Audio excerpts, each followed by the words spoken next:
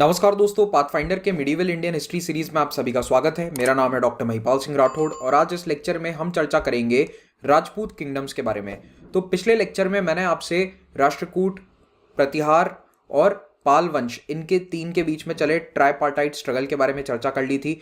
मैंने आपको एक छोटा सा हिंट पहले भी दे दिया था कि जो गुर्जर प्रतिहार शासन है उसका ब्रेकडाउन होगा और मल्टीपल राजपूत किंगडम्स आएंगे। तो आज उसी वाले पार्ट को हम कवर करने वाले हैं। देखिए, भारत के मिडीवल हिस्ट्री में जो अर्ली मिडीवल हिस्ट्री का टाइम पीरियड है 7th century to 12th century, ये 500 साल का समय कई बार राजपूत एज के नाम से भी जाना जाता है। इसे राजपूत एज क्यों कहते हैं? क्योंकि उत्तर और मध्य भारत के पूरे भूभाग पर ऑलमोस्ट 20 to 30 राजपूत किंगडम्स का शासन था और इन राजपूत किंगडम्स में से जो नॉर्थ इंडिया में थे उन्होंने जो तुर्को इस्लामिक आक्रमण थे उनको रोका है और लगभग 500 साल तक इस इस्लामिक इन्वेजन को सिंध के एरिया तक रोके रखा था। ज्यादातर राजपूत किंगडम्स 500 ईयर्स के लिए पूरी तरह डोमिनेंट थे और दिल्ली में तुर्किक सल्तनत टाइम पीरियड आने के बाद भी ये राजस्थान के भूभाग पर और इनफैक्ट मध्य प्रदेश के भी काफी हिस्से पर रूल करना कंटिन्यू रखते हैं। Even during the Mughal time period these Rajput dynasties were ruling over the area of Rajasthan. तो उस समय जो हिंदू आर्ट आर्किटेक्चर है उसको सबसे ज्यादा बढ़ावा राजपूत किंगडम्स ने ही दिया है और कई डायनेस्टीज ऑलमोस्ट 1000 to 1200 ईयर्स तक कंटिन्यू होती हैं। तो आज इन्हीं 30 मेजर राजपूत डायनेस्टीज में से कुछ इंपॉर्टेंट डायनेस्टीज के बारे में हम पढ़ेंगे। तो जिन राजाओं ने डायनेस्टी को एस्टैब्लिश किया, जिन्होंने बहुत बड़ी बड़ी लड़ाइयां जीती, उनके बारे में यूपीएससी हमसे सवाल पूछता है, तो उन्हीं इंपॉर्टेंट किंग्स को हम पढ़ेंगे। क्योंकि देखिए, सभी डायनेस्टीज की सारी डिटेल्स में आपको बताने बैठ गया तो वो यूपीएससी पहली बात पूछता नहीं है और दूसरा उसमें कम से कम चले जाएंगे 30 से 40 घंटे। लेकिन मैं अभी आपको बता देता हूं कि अगर आप स्टेट पीसीएस की तैयारी कर रहे हैं, जैसे कि मध्य प्रदेश वाले स्टूडेंट्स हैं, उनको मध्य प्रदेश की सभी डायनेस्टीज की डिटेल्स याद करनी पड़ेंगी। राजस्थान के जो स्टूडेंट्स हैं आरपीएससी के एग्जाम्स के लिए, आपको राजस्थान के सारे डायनेस्टीज के हर राजा के बारे में डिटेल जानकारी होनी जरूरी है, वो स्टेट लेवल के एग्जाम पर आती है। जो भी डायनेस्टीज यूपीएससी पर्सपेक्टिव से इंपॉर्टेंट है उनके बारे में मैं आपको जानकारी इस लेक्चर में दूंगा।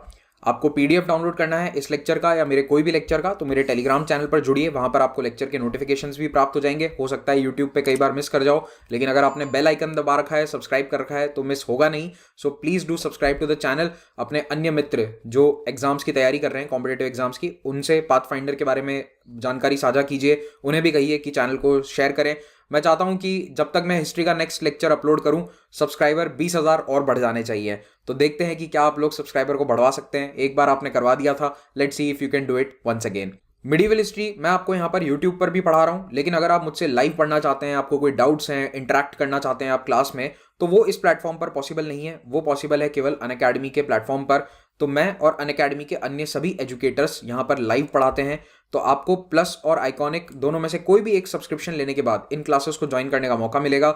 सब्सक्रिप्शन लेते वक्त अगर आप महिपाल कोड का इस्तेमाल करेंगे तो आपको 10% डिस्काउंट भी मिलेगा। ऑप्शनल के भी कई कोर्सेज यहाँ पर शामिल हैं और अभी एक इंट्रोडक्टरी ऑफर चल रहा है कॉम्बो सब्सक्रिप्शन पर, जिसमें जीएस और ऑप्शनल दोनों की कोर्स, दोनों की क्लासेस आपको मिल जाती हैं।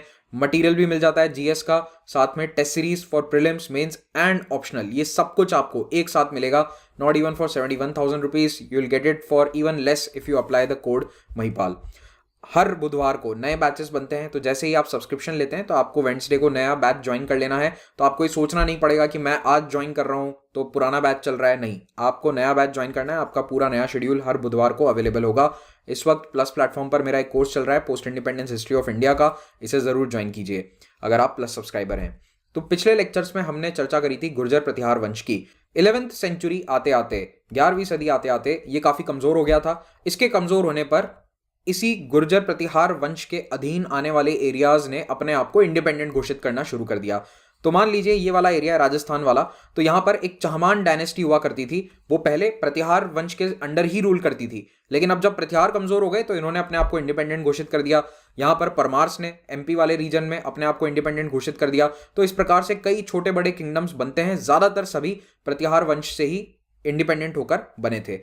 अब ये समय फिर से पॉलिटिकल अनसर्टेनिटी का आ जाता है। आपको याद होगा मैंने बताया था ट्राइपार्टाइट स्ट्रगल, वो 200 साल का जो टाइम पीरियड था, उस समय भी लगातार लड़ाइयां चलती है, वो भी थोड़ा पॉलिटिकल अनसर्टेनिटी वाला पीरियड था। और ये 11वीं सदी का जो टाइम पीरियड है, इसमें ये एक तो ब्रेकअप हो रहा है प्रतिहार वंश का, और उसके बाद ये सभी किंगडम्स आपस में भी बहुत लड़ाइयां लड़ रहे हैं। तो इसके कारण पावर वैक्यूम एक 11वीं सदी में नॉर्थ इंडिया में बनना शुरू होता है और इसी का फायदा आगे चलकर आप देखेंगे कि घुरिद डायनेस्टी उठाना शुरू कर देती है। गजनविद डायनेस्टी के भी इन्वेजन थे, ये दोनों बताऊंगा मैं आपको नेक्स्ट लेक्चर्स के अंदर, हम डिस्कस करेंगे गजनविद और घुरिद इन्वेजन्स क्या थे, तो इनको भी हम डिस्कस करेंगे। लेकिन अभी आपको समझा रहा हूं कि कैसे एक पॉलिटिकल वैक्यूम धीरे धीरे बनता जा रहा है। भारत के इतिहास में प्रतिहार वंश और साथ साथ में राजपूत किंगडम्स के ओरिजिन को लेकर हिस्टोरियंस में काफी डिबेट रहता है। पिछले लेक्चर में भी मैंने आपको बताया था कि प्रतिहार वंश के ओरिजिन को लेकर भी काफी सारे हिस्टोरियंस में डिबेट रहता है। कुछ उसी प्रकार का डिबेट राजपूत के ओरिजिन को लेकर है। एक्चुअली इसको लेकर 3 थियरीज बताई जाती हैं कि राजपूत कौन थे और ये कहां से आए और इनके किंगडम्स एस्टैब्लिश कैसे हुए। तो देखो, एक थियरी तो ये है Agnikul theory, which is more related to mythology than real history. Agnikul theory ये कहती है कि माउंट आबू नाम का एक पर्वतीय क्षेत्र है राजस्थान में, वहां पर गुरु शिखर नाम की एक पहाड़ी है, उसके पास में एक यज्ञ किया गया था ऋषि वशिष्ठ के द्वारा, और यहां से 4 राजपूत हीरोज इरप्ट होते हैं उस अग्नि से, और वो 4 राजपूत किंगडम्स को बनाते हैं। पर अगेन ये हिस्टोरिकल फैक्ट नहीं हो सकता है। दूसरी और तीसरी थियरी ज्यादा प्लॉजिबल हैं और ज्यादा हिस्टोरिकली एक्यूरेट हैं। तो दूसरी थियरी ये कहती है कि राजपूत वैदिक काल के क्षत्रियों के ही कंटिन्यूएशन में है। तो होता यह है कि बीच में कई ऐसी डायनेस्टीज पावर में आ गई जो क्षत्रिय नहीं थी, लेकिन देखिए उस समय कास्ट आइडेंटिटी इतनी रिजिड नहीं थी। जो एंशिएंट और मिडिवल टाइम पीरियड था, शुरुआती मिडिवल टाइम पीरियड, उस समय कास्ट इंटरचेंजेबल थी। जैसे कि जो पावर में आ गया वो क्षत्रिय कहलाया, जिसके पास राजकाज है वो क्षत्रिय कहलाया। तो इसीलिए जो क्षत्रिय वैदिक टाइम पीरियड में वर्ण हुआ करता था उन्हीं का कंटिन्यूएशन है। और आप देखेंगे कि कई राजपूत डायनेस्टीज अपने आप को सूर्यवंशी या चंद्रवंशी कहते हैं। तो चंद्रवंशी, सूर्यवंशी, राम और कृष्ण भगवान के वंशज अपने आप को उस तरह से कहते हैं। तो ये डेफिनेटली एक कंटिन्यूएशन का लिंक यहां पर हमें हिस्टोरिकल सोर्स मिलता है। तीसरी थियरी ये कहती है कि राजपूत फॉरेन ओरिजिन के हैं। इसका क्या मतलब है? देखिए, भारत में 1st सेंचुरी 2nd सेंचुरी से लगातार सेंट्रल एशियन ट्राइब्स के इन्वेजन्स होते रहे। इनफैक्ट अगर आप लोगों ने एंशिएंट हिस्ट्री को थोड़ा बहुत पढ़ा है या फिर अगर याद हो तो याद कीजिए कि गुप्ता वंश का अंत भी या पतन भी इन्हीं सेंट्रल एशियन ट्राइब्स के या हूण के आक्रमण से हुआ था। तो ये कंटिन्यूअस जो शक, हूण, ये सारी ट्राइब्स आकर यहाँ पर अटैक कर रही थी, उनमें से कई यहाँ पर बस जाती हैं नॉर्थ वेस्ट इंडिया में, और धीरे धीरे ये यहाँ के समाज में असिमिलेट होना शुरू हो जाती हैं, यहाँ पर घुलना मिलना शुरू हो जाती हैं। And since they had power, तो वो क्षत्रिय वर्ण या फिर राजपूत कहलाना शुरू हो जाते हैं। तो इन्हें साइथियंस, बेसिकली सेंट्रल एशियंस के डिसेंडेंट्स बताया गया है, व्हाइट हून्स का डिसेंडेंट्स बताया गया है। और ये धीरे धीरे एक 2 साल में नहीं हुआ था, ये जो पूरा प्रोसेस है 400-500 साल लेता है, और उसके बाद ये राजपूत यहाँ पर एस्टैब्लिश हो जाते हैं। तो ये 3 थियरीज हैं। इसमें एक जो डाउट रहता है वो यही रहता है कि कास्ट फिर कैसे, उनको कास्ट सिस्टम में कैसे असिमिलेट किया गया। तो अगेन इसका आंसर यही है कि एंशिएंट टाइम पीरियड में कास्ट फ्लूइड थी। फ्लूइड का मतलब है कि वो बदल सकती थी डिपेंडिंग ऑन कि आप क्या कर रहे हैं। तो कास्ट सिस्टम इतना रिजिड या इतना सख्त नहीं था कि जो जिस जाति का है वो कभी भी चेंज नहीं कर सकता। हालांकि एक दिन में या 1 साल का प्रोसेस नहीं है, अगेन ये प्रोसेस भी कुछ दशकों का या कुछ सदियों का है। ओके, अब इससे पहले कि आप कमेंट टाइप करो और मुझसे पूछो कि इन दोनों में से कौन सी थियरी सही है, मैं आपको ये बता देता हूं कि एज अ टीचर मेरा काम यह है कि मैं आपको रेलेवेंट हिस्टोरिकल डिबेट्स या रेलेवेंट हिस्टोरिकल डेटा की जानकारी दूं। मैं एक हिस्टोरिकल रिसर्चर नहीं हूं, मैं रिसर्च नहीं करता और ना ही मैं हिस्ट्री पर कोई थियरी देता हूं। I am simply a teacher जो उन रिसर्चेस को, उन थियरीज को आपके समक्ष प्रस्तुत करता है एक सिंपल भाषा में जिसे आप समझ सकें। ओके, तो ये एक ऑनगोइंग डिबेट है। जैसे जैसे इसमें डेवलपमेंट्स होंगे वैसे वैसे हम भी आपको अपडेट करते जाएंगे। लेकिन अभी ऐसा नहीं है कि इसमें हर महीने कुछ अपडेट होता है, ये बहुत ही लंबा प्रोसेस है। हिस्ट्री में हर चीज़ धीरे ही होती है। तो देखिए, अपने अपने मेरिट्स एंड डीमेरिट्स हैं दोनों थियरीज के, कुछ प्रोज हैं कुछ कॉन्स हैं। ऑप्शनल लेवल में वो सब पूछा जाता है, जीएस के स्तर पर आपसे ये कभी पूछा नहीं जाएगा, तो आप इसमें ज़्यादा अंदर जाइए मत। आप अपना एग्जाम में क्वेश्चन सॉल्व करने के प्रति ज़्यादा ध्यान रखिए। तो क्वेश्चन इससे कभी आने वाला नहीं है, ये भी मैं आपको बता दूं। ठीक है, स्टेट पीसीएस पूछ सकते हैं, यूपीएससी कभी नहीं पूछने वाला है। यूपीएससी जिन बातों से आपसे सवाल पूछेगा वो है ये वाली स्लाइड में। तो आपको ये पता होना चाहिए कि कौन सा वंश किस जगह से शासन करता था, क्या राजधानी थी, कौन से राजा ने उसको स्थापित किया था, किसने सबसे ज्यादा उसको पावरफुल बनाया था, और किसके समय शासन का पतन हुआ या अंत हुआ। ऑलराइट, तो मेजर राजपूत डायनेस्टीज के नाम कुछ इस प्रकार से हैं। चहमान या चौहान दिल्ली और अजमेर के। तो कई जगह आपको नाम ये भी लिखा हुआ दिखेगा, ये भी सही है। ओरिजिनल नाम यही था चहमान, और बाद में वो चेंज होकर बोलने में चौहान हो गया। दिल्ली के तोमर, कन्नौज के राठौड़, आगे चलकर जोधपुर के राठौड़ हो जाते हैं ये, मेवाड़ के सिसोदिया और गुहिल, बुंदेलखंड के चंदेल, मालवा के परमार, गुजरात के सोलंकी, इन्हें चालुक्य भी कहा जाता है, और वाराणसी के गढ़वाल या फिर गहरवार, दोनों ही नाम बिल्कुल सही हैं, दोनों का इंटरचेंज करके यूज होता है, गहरवार या Garhwal, this is the same dynasty. तो ये मेजर डायनेस्टीज हैं जिनके बारे में आपको डिटेल्स मालूम होनी चाहिए। अब राजपूत हिस्ट्री के बारे में काफ़ी कुछ लिखा है कर्नल जेम्स टॉड ने। अब ये जेम्स टॉड कौन है? देखिए, जेम्स टॉड एक ब्रिटिश पॉलिटिकल एजेंट था। ये राजस्थान में तैनात किया गया था during the 19th century and he was very much interested in history. तो जब वो यहाँ पर तैनात थे तब इन्होंने इतिहास लिखना शुरू किया और इन्होंने राजपूत इतिहास के बारे में काफ़ी कुछ लिखा है। तो कर्नल जेम्स टॉड ने बहुत रिसर्च किया था, जगह जगह जाकर अलग अलग डायनेस्टीज़ के डॉक्यूमेंट्स को इन्होंने एनालाइज किया, उसको फिर इंग्लिश में इन्होंने अपनी किताबें लिखी। The annals and antiquities of Rajputana नाम की इनकी किताब है। तो उसी में से आप देखिए, ये उस किताब का ही इंडेक्स पेज है। तो यहाँ पर आप देख सकते हो सारी डायनेस्टी जो इंपॉर्टेंट है उनके नाम उन्होंने यहाँ पर लिखे हैं। तो राजपूत हिस्ट्री को काफ़ी हद तक डॉक्यूमेंट कर्नल जेम्स टॉड ने किया है। लेकिन इतनी सारी डायनेस्टीज़ पर यूपीएससी ने अभी तक सवाल पूछे नहीं है। मेनली यूपीएससी इन डायनेस्टीज़ के बारे में सवाल पूछता है जिनके बारे में एनसीईआरटी में जानकारी दी हुई है। तो ये एनसीईआरटी का मैप है, आप चाहें तो वहाँ पर भी इसे देख सकते हैं। लेकिन एनसीईआरटी में कॉम्प्रिहेंसिव इन्फॉर्मेशन नहीं है इसके बारे में, तो थोड़ा इसे अच्छे से पढ़ लेना, इस लेक्चर को देख लेना और याद रख लेना। आइए सबसे पहले बात करते हैं तोमर वंश की। तोमर डायनेस्टी दिल्ली और हरियाणा वाले क्षेत्र में रूल किया करती थी। 736 टू 1152 इनका टाइम पीरियड है। अब यहाँ पर ध्यान देना कि कई बार आपको कोइंसाइडिंग टाइम पीरियड भी दिखेगा प्रतिहार वंश के साथ, क्योंकि कई बार एग्जैक्टली हमें डेट मालूम नहीं है कि किस दिन इन्होंने अपने आप को राजा घोषित कर दिया। थे सभी प्रतिहार वंश के अधीन, लेकिन किस दिन से ये इंडिपेंडेंट थे ये थोड़ा सा क्लियर नहीं होता है कई डायनेस्टीज के केसेस में। तो आपको ओवरलैपिंग टाइम पीरियड भी देखने को मिलेंगे। ऑलराइट, तो गुर्जर प्रतिहार वंश के वसाल थे। वसाल का मतलब क्या होता है कि वो उसके अधीन थे और बाद में ये पावरफुल हो जाते हैं, दिल्ली हरियाणा का क्षेत्र अपने कंट्रोल में ले लेते हैं। अल्टीमेटली इनके हाथ से पावर चला जाता है चहमांस के पास। तो तोमर डायनेस्टी जो रूल कर रही थी मेनली दिल्ली से, वहां पर उन्होंने दिल्ली को अपना कैपिटल भी बनाया था और वहां पर उन्होंने कुछ किले भी बनवाए। लेकिन ये फाइनली लड़ाई हार जाते हैं चहमान से। और कौन से चहमान से? राजस्थान के शाकंभरी वाले चहमान डायनेस्टी से। तो इसके बाद से तोमर्स के हाथ से दिल्ली चली जाती है और चहमांस का रूल हो जाता है दिल्ली पर। अच्छा, तोमर का जो कैपिटल है उसे अनंगपुर भी कहा जाता था, ये दिल्ली वाला ही एरिया है।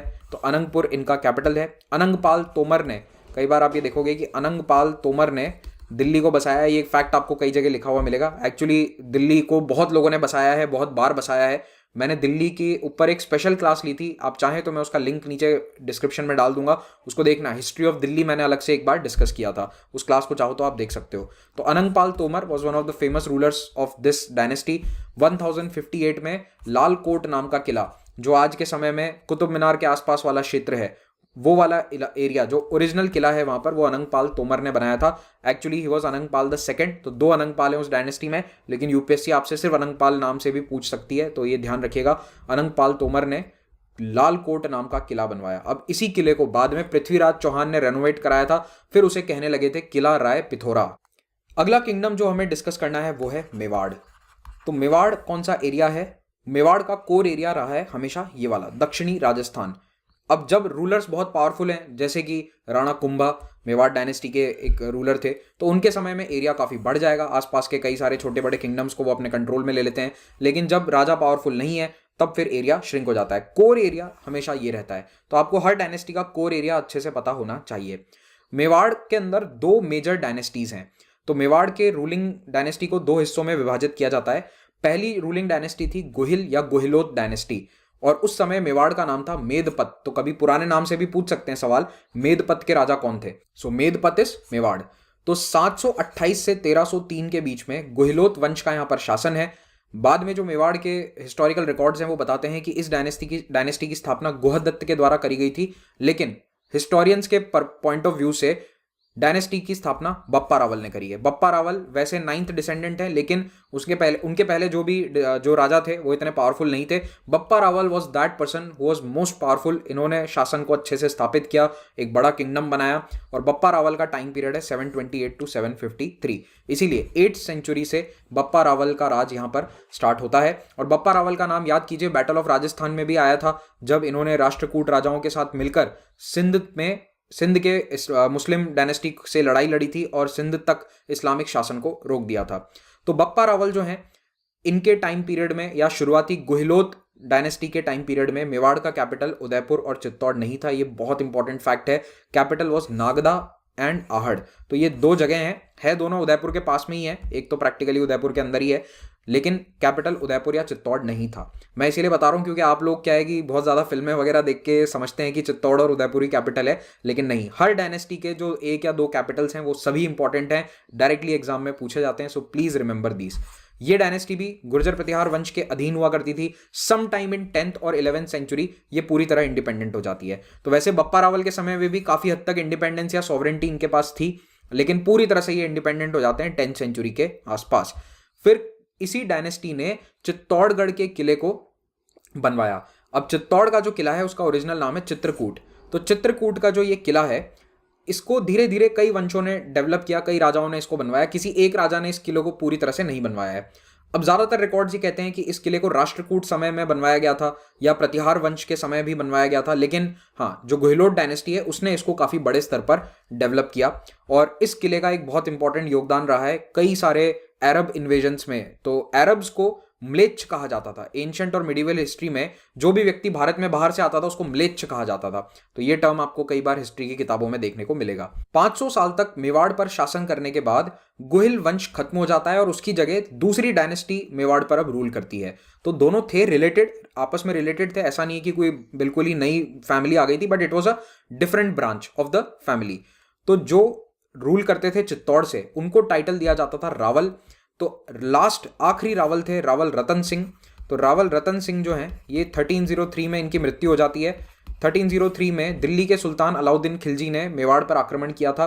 उस आक्रमण में रावल रतन सिंह की मृत्यु हो जाती है लड़ाई लड़ते लड़ते। And entire Mewar royal family या जितने भी जो मेजर फाइटिंग लोग थे, फाइट करने वाली उम्र के लोग थे, उनकी मृत्यु हो जाती है चित्तौड़ के आक्रमण में। अब उस समय एक दूसरी ब्रांच जो है वो अपने आप को स्थापित करती है as the ruler of Mewar. तो ये कुछ साल बाद होता है एंड दैट डायनेस्टी और that branch was from the village called Sisod. तो सिसोद नाम का एक गांव था, वहां से इसी परिवार की एक दूसरी ब्रांच फिर से अपना सत्ता स्थापित करती है। जो खिलजी डायनेस्टी ने, दिल्ली के सुल्तान ने मेवाड़ को अपने कंट्रोल में ले लिया था, उस कंट्रोल को हटाया जाता है और फिर से मेवाड़ को स्थापित किया जाता है। और ये डायनेस्टी अब अपना टाइटल रखती है राणा। तो आपने नाम सुना होगा राणा प्रताप। तो राणा प्रताप सिंह जो है वो इसी डायनेस्टी के अंदर आते हैं, लेकिन जो पुराने राजा हैं जो गुहिलोत वंश के थे उनका टाइटल होता था रावल। तो इसीलिए रावल रतन सिंह 1303 ही वॉज द लास्ट रावल। और उसके बाद जो पावर आता है वो राणा कहलाते हैं, जो अपना टाइटल है वो राणा रखते हैं। तो राणा कुंभा, राणा प्रताप, राणा उदय सिंह, ये सभी नाम आगे आपको देखने को मिलेंगे। तो इस डायनेस्टी को सिसोदिया वंश भी कहा जाता है क्योंकि वो सिसोद नाम के गांव से थे। ओके, तो आपको याद क्या रखना है, गुहिलोत वंश 500 years and then again Sisodia वंश फॉर अप्रोक्सीमेटली नेक्स्ट 700 ईयर्स। अब आ जाते हैं हम चहमांस पर। तो देखिए, पहली बात दिमाग में बिठा लो, चहमान बहुत सारे हैं, ठीक है। सो चौहान्स बहुत सारे किंगडम्स एस्टैब्लिश करते हैं।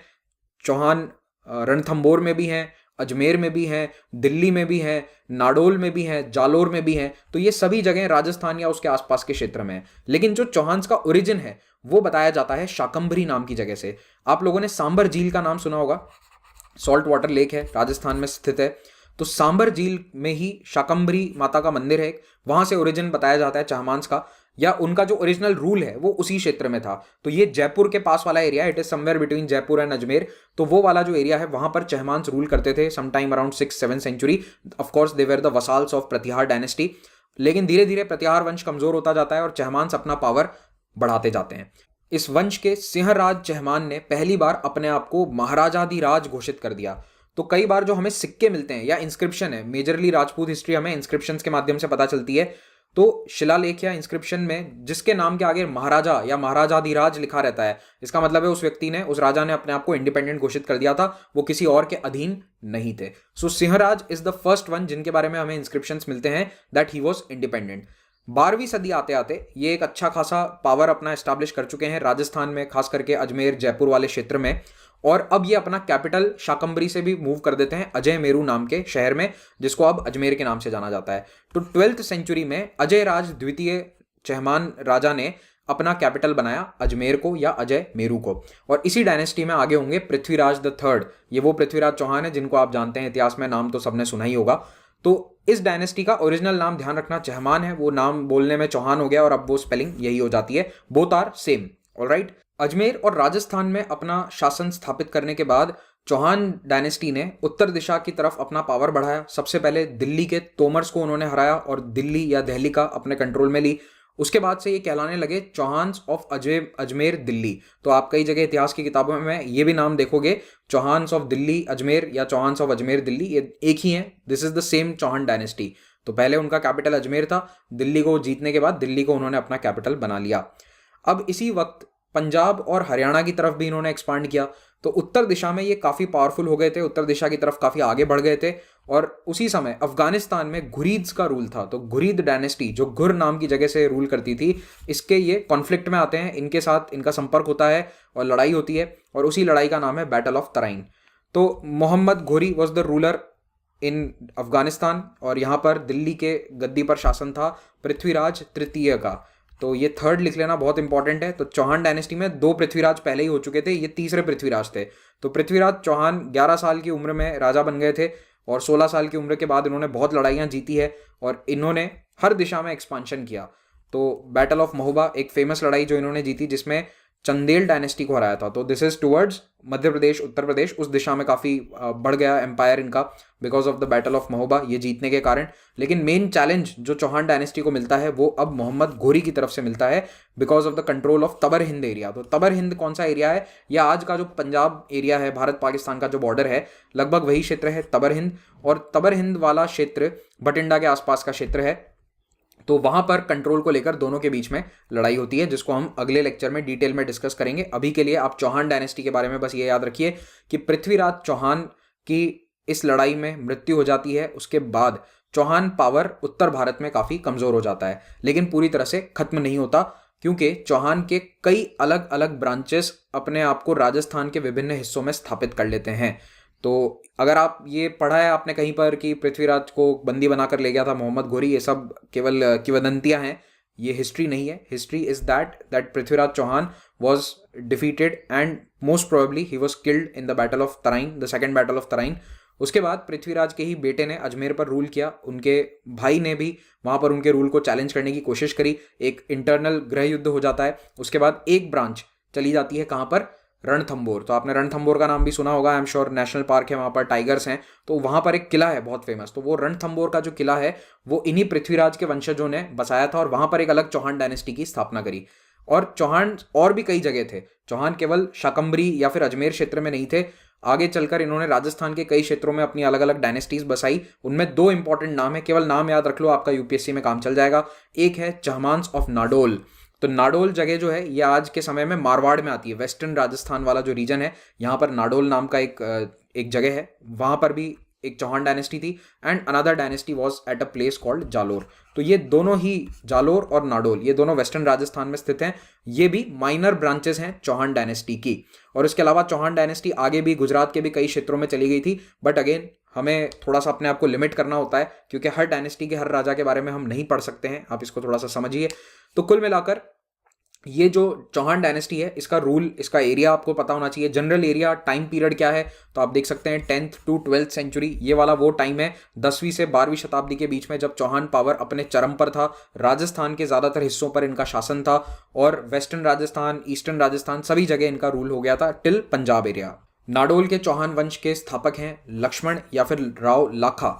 तो यहाँ पर कई रूलर्स के नाम के आगे आप राजा नहीं राव देखोगे। तो राजस्थान में ये एक ट्रेडिशन कई जगह था, कई राजपूत किंगडम्स में राव या फिर रावल ये टाइटल रहता था। तो ऐसे कई सारे टाइटल्स आपको देखने को मिलेंगे। अगली डायनेस्टी है गाहड़वाल। गाहड़वाल या गहरवार, ये दोनों इन्हीं के नाम हैं। ये रूल करते थे वाराणसी से, कुछ समय कन्नौज भी इन्होंने अपना कैपिटल बनाया था, बट इनका primary core area was eastern Uttar Pradesh, Varanasi वाला क्षेत्र। तो यहाँ पर 1089 एडी में चंद्रदेव नाम के एक राजा हैं, जिन्होंने अपने आप को इंडिपेंडेंट घोषित कर दिया। और पहले यहाँ पर कालोचूरी किंगडम पावरफुल हुआ करता था। कालाचूरीज कौन है? चोल, चेर, ये सब किंगडम्स के बारे में हम अगले लेक्चर में डिस्कस करेंगे, डेक्कन किंगडम्स आएंगे। तो यहाँ पर कालाचूरी पावर खत्म होने के बाद या कमजोर होने के बाद चंद्रदेव गाहड़वाल डायनेस्टी को इंडिपेंडेंटली एस्टैब्लिश करते हैं। 12वीं शताब्दी के मध्य में 1114 to 1155 में गाहड़वाल साम्राज्य अपने चरम पर था under the rule of Govind Chandra. राजा गोविंद चंद्र ने इस डायनेस्टी को अपने पीक पर पहुंचाया। सबसे ज्यादा पावरफुल रूलर कौन है? गोविंद चंद्र है।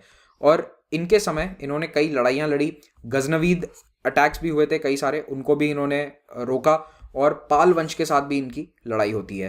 तो ये सारे इनके अचीवमेंट्स हैं। गोविंद चंद्र के ही ग्रैंड सन थे राजा जयचंद्र। तो तो राजा जयचंद्र या जयचंद एक ही बात है। जयचंद्र ने भी घुरीद के साथ लड़ाई लड़ी, यानी कि अफगान पावर घुरीद। उसके साथ ही गाहडवाल डायनेस्टी दिल्ली की चौहान डायनेस्टी से भी लड़ाई लड़ चुका था, क्योंकि दोनों पड़ोसी थे तो दोनों का आपस में टकरार था। अब आप जो इतिहास में वो कहानी पढ़ते हो संयोगिता को राजा पृथ्वीराज चौहान जो हैं वो स्वयंवर से भगा कर ले गए और इसीलिए जयचंद्र ने साथ दिया मोहम्मद घुरी का, वो पूरी तरह से गलत स्टोरी है। It is completely devoid of historical facts align with some of the stories. तो आपको हिस्टोरिकल फैक्ट्स ध्यान में रखने हैं कि जयचंद्र किस डायनेस्टी के राजा थे। Jaichand was the ruler of Gahadavala dynasty. Uttar Pradesh वाला क्षेत्र जो है वहां पर इनका रूल था। बैटल ऑफ तराइन में चौहान डायनेस्टी को हराने के बाद मोहम्मद घुरी ने गाहडवाल डायनेस्टी से लड़ाई लड़ी और यहां पर जयचंद्र भी इनसे हार जाते हैं। लेकिन जयचंद्र का जो किंगडम है वो पूरी तरह से खत्म नहीं होता है। कैसे? इनके जो वंशज हैं वो किसी ना किसी रूप में वाराणसी में अपना कंट्रोल रखते हैं। तो भारत में एक बहुत ही पॉपुलर मिथ है कि जयचंद जो है इन्होंने देश से गद्दारी करी। तो फर्स्ट ऑफ ऑल उस समय देश का कोई कॉन्सेप्ट नहीं होता था, और दूसरी बात जयचंद खुद मोहम्मद घोरी से लड़ाई लड़ते हैं और उस लड़ाई में मारे जाते हैं, क्योंकि 1192 में चौहान डायनेस्टी को हराने के बाद घुरीद डायनेस्टी ने अगला हमला गाहडवाल डायनेस्टी पर किया था, गाहडवाल किंगडम पर किया था, और वहां पर जयचंद्र खुद लड़ाई में लड़ते लड़ते मारे जाते हैं। लेकिन इनके जो वंशज हैं वो वाराणसी पर कुछ सालों तक रूल कर रहे थे। इसके हमें कई प्रमाण मिलते हैं। सल्तनत टाइम पीरियड के जो रिकॉर्ड्स हैं वो भी बताते हैं कि वाराणसी में जयचंद्र की जो डायनेस्टी है बहुत ही कमजोर हो गई थी, Gahadavala dynasty, but it still had some control over Varanasi. Okay, अब इन्हीं के एक वंशज राजस्थान की तरफ चले जाते हैं और राजस्थान में जाकर एक नई डायनेस्टी को स्थापित करते हैं, और इस डायनेस्टी को आगे नाम दिया गया राठौड़। तो इन्हें शुरुआत में कन्नौजिया राठौड़ भी कहा जाता था, क्योंकि इनका कैपिटल कन्नौज भी था कुछ समय के लिए, तो कन्नौजिया राठौड़ भी कहते थे। और ये डायनेस्टी अपने आप को वेस्टर्न राजस्थान में एस्टैब्लिश कर लेती है। तो जयचंद्र के ही एक वंशज थे Rao Sinha, and Rao Sinha is the founder of the Rathore dynasty, और यही राठौड़ डायनेस्टी आगे चलकर जोधपुर पर रूल करेगी। हालांकि डायरेक्टली राव सिंहा ने जोधपुर पर रूल नहीं किया था। इन्होंने पहले पाली नाम का एक एरिया है वहां पर रूल किया, फिर खेड़ नाम की एक जगह है वहां से इन्होंने रूल किया, और उसके बाद जाकर इनके वंशजों ने जोधपुर पर शासन किया। कुछ हिस्टोरिकल सोर्सेस में जोधपुर के राठौड़ डायनेस्टी अपने आप को राष्ट्रकूट डायनेस्टी से भी लिंक्ड बताती है। कैसे? राष्ट्रकूट्स का जब पतन हो जाता है तब वो आकर गाहडवाल डायनेस्टी की स्थापना करते हैं, और गाहडवाल ही आगे चलकर राठौड़ डायनेस्टी की स्थापना करते हैं। हालांकि ये वाला जो फैक्ट है इसको ज़्यादातर हिस्टोरियंस मानते नहीं है, लेकिन राठौड़ किंगडम की स्थापना होती है दो जगहों पर, एक तो पाली और एक आप लिख लेना, यहाँ पर लिखा हुआ नहीं है, खेड़, और उसके बाद तीसरा स्थान था मंडोर और चौथा स्थान था जोधपुर। तो कभी कभी पुराने कैपिटल पूछ लेते हैं, तो कैपिटल ध्यान में रखना मेवाड़ के भी और मारवाड़ के भी। बाय द वे यही राठौड़ या जोधपुर किंगडम मारवाड़ कहलाता है। It is the one and the same kingdom. So Marwar वाला जो एरिया है दैट इज वेस्टर्न राजस्थान, और इसी का जो बहुत फेमस किला है पश्चिमी राजस्थान का मेहरानगढ़, ये जोधपुर शहर में स्थित है। इसे बनवाया था राव जोधा ने। तो मैं आपको पहले भी बता चुका हूं कि यहाँ पर बहुत सारे रूलर्स का टाइटल राव के नाम से आप देखेंगे, राजा नहीं लिखा जाता था, राव लिखा जाता था। तो राव जोधा का शासन था 1438 से 1489 तक, और इन्होंने ही जोधपुर की स्थापना करी थी। That is why the city is called Jodhpur after Rao Jodha, और उन्होंने इस किले को बनवाया। इससे पहले कैपिटल था मंडोर, ये भी जोधपुर शहर के पास में ही स्थित है। तो राव जोधा का नाम ध्यान में रखना है। टाइम पीरियड क्या है? 15th सेंचुरी, तो ये 15वीं शताब्दी है। अब इतने सारे राजाओं के नाम तो मैंने आपको बता दिए, लेकिन अब आपको यह भी बताता हूं कि क्वेश्चन कैसे आएंगे। देखिए, क्वेश्चन आएंगे क्रोनोलॉजी के। इस तरह के सवाल आपसे पूछे जा सकते हैं कि इनमें से पहले कौन सी घटना हुई? चौहान का दिल्ली पर शासन, राव जोधा का जोधपुर शहर को बसाना, राणा उदय सिंह का उदयपुर को बसाना। इस तरह के क्वेश्चंस आपको पूछे जाएंगे। तो इसीलिए मिडीवल हिस्ट्री के अंदर time period is very very very important. तो जहां पर मैं आपको बता रहा हूं, हाईलाइट करवा रहा हूं, उसे जरूर मार्क कर लेना। तो ये 15th सेंचुरी में Rao Jodha is establishing the city of Jodhpur and the fort of Mehrangarh. अगला किंगडम या डायनेस्टी जो हमें पढ़ना है वो है सोलंकीज ऑफ गुजरात। अब कुछ सोर्सेस इन्हें चालुक्यज ऑफ गुजरात भी कहते हैं। तो याद है आपको, पहले हमने एक चालुक्य के बारे में पढ़ा था लेक्चर नंबर 1 में, डेक्कन में जो रूल किया करते थे। तो ये वही चालुक्य के वसाल्स हुआ करते थे, लेकिन कई हिस्टोरियंस कहते हैं कि ये वही चालुक्य डायनेस्टी है जो आगे गुजरात में अपने आप को सोलंकी नाम से शासन कर रही है। तो ये उन्हीं का कंटिन्यूएशन है। कुछ हिस्टोरियंस कहते हैं कि ये उन चालुक्य के वसाल हुआ करते थे, उनके अधीन हुआ करते थे, और बाद में इन्होंने अपने आप को इंडिपेंडेंट घोषित कर दिया। तो ये चालुक्य ऑफ वेंगी, चालुक्य ऑफ कल्याणी वाले सेम नहीं है। चालुक्य डायनेस्टी बहुत सारी है, मैंने आपको पहले भी बताया था, eastern Chalukya, Chalukyas of Vatapi, Chalukyas of Vengi. तो ये चालुक्यज ऑफ गुजरात हैं। तो तीनों अलग अलग हैं, कंफ्यूज बिल्कुल मत होना, मैं बार बार इसीलिए रिपीट कर रहा हूं। ओके, तो चालुक्यज या सोलंकी डायनेस्टी जो है ये गुजरात में 940 में इंडिपेंडेंट होती है अंडर द रूलर मूलराज। तो मूलराज वहां पर एक लोकल चावड़ा डायनेस्टी को रिप्लेस करके अपना शासन स्थापित करते हैं और ये गुजरात, राजस्थान और मालवा के क्षेत्र में 10th to 13th सेंचुरी तक रूल करते हैं। तो 10वीं से 13वीं शताब्दी के बीच में सोलंकी पावर इज पैरामाउंट इन गुजरात। इनका कैपिटल था अनहिलवाड़ा या अनहिलवाड़ा, एक ही बात है। आज के समय में इस शहर को कहते हैं पाटन। तो पाटन कहां पर स्थित है? अहमदाबाद से लगभग 100-120 किलोमीटर नॉर्थ में दिस इज पाटन। पाटन ये वो जगह है जहां पर रानी की वाव स्थित है। तो ये जो रानी की वाव आप सुनते हैं, ये इसी सोलंकी डायनेस्टी की एक रानी उदयमती ने बनवाया था 11th सेंचुरी में। आप लोगों के लिए एक छोटा सा सवाल है, ये रानी उदयमती जो है ये किस राजा की वाइफ थी? ये आप मुझे बताएंगे कमेंट में अगर आप लोगों को पता है। और दूसरा सवाल, ये रानी की वाव भारतीय करेंसी के कौन से नोट पर होता है? 10 रुपए, 20 रुपए, 100 रुपए, कौन से वाले नोट पे रानी की वाव का फोटोग्राफ है? ये भी आप मुझे बताएंगे। सो रानी की वाव इज अ स्टेपवेल, जिनको नहीं पता तो बाद में कभी इसको डिटेल में पढ़ा देंगे। अगर आप चाहते हो कि मैं इस पर ही एक अलग लेक्चर लूँ, रानी की वाव का आर्किटेक्चर बहुत ही ज़बरदस्त है, तो कमेंट में मुझे ज़रूर बताइएगा। तो आपको ध्यान में रखना है कि इनका कैपिटल अनिलवाड़ा, लगभग ये लोकेशन है इसकी, पाटन। और एक मैं छोटा सा पॉइंट यहाँ पे ऐड करना चाहता हूँ। मैंने यूट्यूब पर कई वीडियोज़ देखे हैं जो अनिलवाड़ा और अही छतरपुर को कन्फ्यूज कर देते हैं। तो देखो, हिस्ट्री सही सोर्स से और सही टीचर से पढ़ो, वरना हिस्ट्री हमेशा के लिए खराब हो जाएगी। मैं किसी का नाम नहीं लेता, कुछ नहीं करता, but it is very important to read history either from books और you read it from teachers who are responsible. इसी सोलंकी डायनेस्टी के एक रूलर भीमदेव सोलंकी के शासन के समय महमूद गजनी ने सोमनाथ टेम्पल को डिस्ट्रॉय कर दिया था। तो उन शासक का नाम भी पूछ सकते हैं आपसे कभी एग्जाम में, भीमा द फर्स्ट या भीमदेव सोलंकी, दोनों ही सही है। इनके शासनकाल में सोमनाथ मंदिर पर हमला किया गया और उसे पूरी तरह से डिस्ट्रॉय कर दिया गया। वैसे सोमनाथ मंदिर को कई बार डिस्ट्रॉय किया गया है, कई बार उसे फिर से बनाया गया है, but this was the first time it was attacked and completely destroyed. इसी वंश के एक और राजा कर्णदेव सोलंकी ने एक भील राजा अशावल को हराकर कर्णावती शहर की स्थापना करी, साबरमती नदी के किनारे। यही कर्णावती आज अहमदाबाद सिटी है। तो अहमदाबाद जो है ये कर्णावती भी नाम से जाना जाता है। इनफैक्ट कई बार डिमांड होती है कि शहर का नाम बदलकर कर्णावती कर दिया जाए। तो ये भी राजा कर्णदेव सोलंकी के कारण नाम दिया जाता है। तो चालुक्य वंश के हमें कई सारे सिक्के देखने को मिलते हैं। तो ये वाले उनके कुछ कॉइन्स हैं, आप देख सकते हैं, they are very beautiful coins. अगली डायनेस्टी है चंदेल।